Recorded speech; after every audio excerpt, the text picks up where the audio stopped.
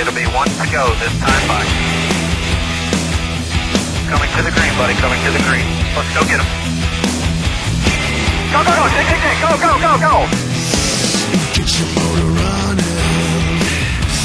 Head out on the highway. Any other questions from the press box? Well, he doesn't, Justin, does it?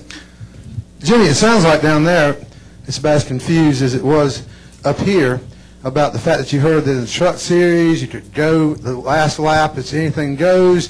You said that about if you could see the flag stand. My question is, like, did this not come up in the driver's meeting, and how can you go into the last lap of a race and not know what the rules are? Here's what happened. Yesterday it was brought up in the truck series race. Everybody was watching. Everybody said, oh, well, all right. Everybody went off and asked their questions where they needed to and kept that advice and that knowledge in their back pocket just in case they were in position to win the race. Evidently Regan Smith knew what the deal was and went for it. He saw the truck race and did some research today and made a move that he thought was going to win him the race. The argument comes in, what I was told is from where you can see the flagman. And that is the question of where this all falls into place. I was told it wasn't off turn 4. It's when you got through the tri-oval and you could see the flagman, anything goes.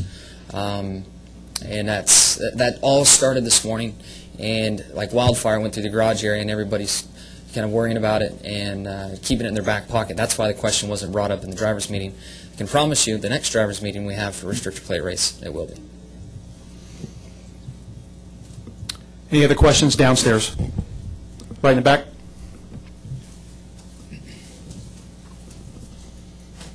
Yeah, Jimmy, Al Muskie from the Anniston Star. I came in late, so I apologize if it's been asked before, but I've got two things, and I bet you probably touched on them. Were you at all concerned early in the race when you were laying back that might not be the right strategy, the way this thing goes? And the second thing is, because you're pleased with the top 10, what's the momentum carryover into Charlotte where you do well?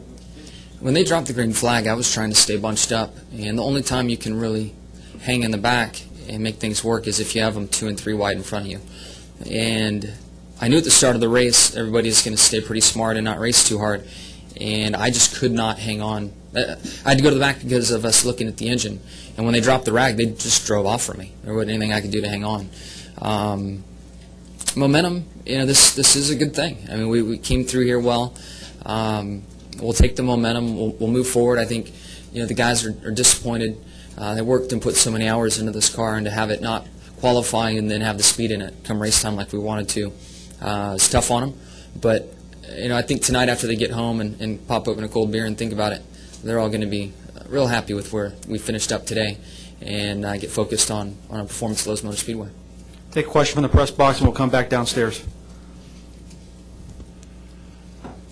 David Poole, Charlotte Observer. Jimmy, after you got through the wreck, first talk us through your save there going through the wreck on 174, and then afterwards, did you guys, we heard you guys have a conversation about taking it as it comes after that. How did it play out for you in those final few laps? Coming down the backstretch, the 99 and 16, as the laps were winding down, I thought, if I follow these guys, they've been riding in the back, we've inside 20 to go. If we wreck, at least we all wreck together. So at one point I thought, this is pretty stupid because I might help these guys win, but if I'm third, it's okay. Oh, well, they're going forward, and they got hooked up bumper to bumper on the outside, 3 wide. And I thought, we're passing people. I'll just stick with it. And as we went off into 3, whatever happened took place. And I was very lucky to not have anyone following me too close into 3, because when I jammed on the brakes, no one hit me from behind. And if somebody hit me from behind, I would have been collected in it. It would have been over. But no one hit me. I saw stuff. The glare was really bad, and there's a lot of smoke and dirt flying through the air. And I just saw through the smoke, kind of some dark shadows moving around, and I tried to dodge the shadows and came out on the apron. And when I was on the apron, my spotter got excited and thought it was over.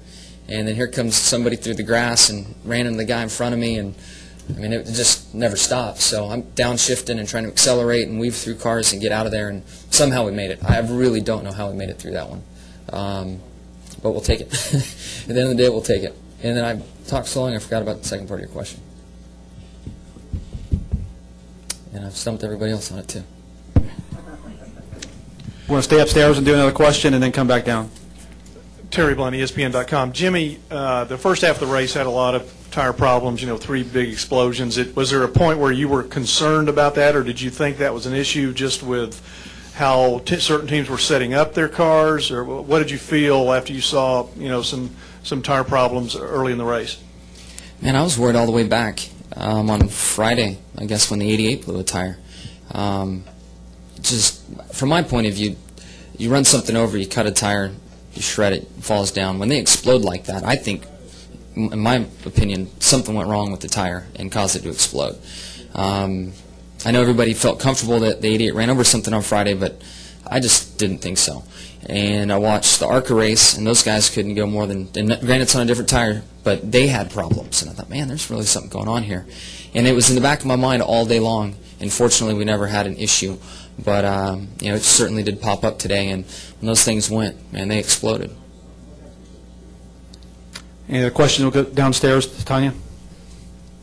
Tanya Ganguly, Orlando Sentinel. Would you have made the move that Regan made if you were in that position and going for the win? Without a doubt, especially with the rumors floating around this morning before the race. And as late as he made the move, it appeared to me that he did what he was supposed to. And I'm curious, where did they place him? Did they put him back in second? 18th? Well, shoot, that moves me up to 9th. I'm going to shut up.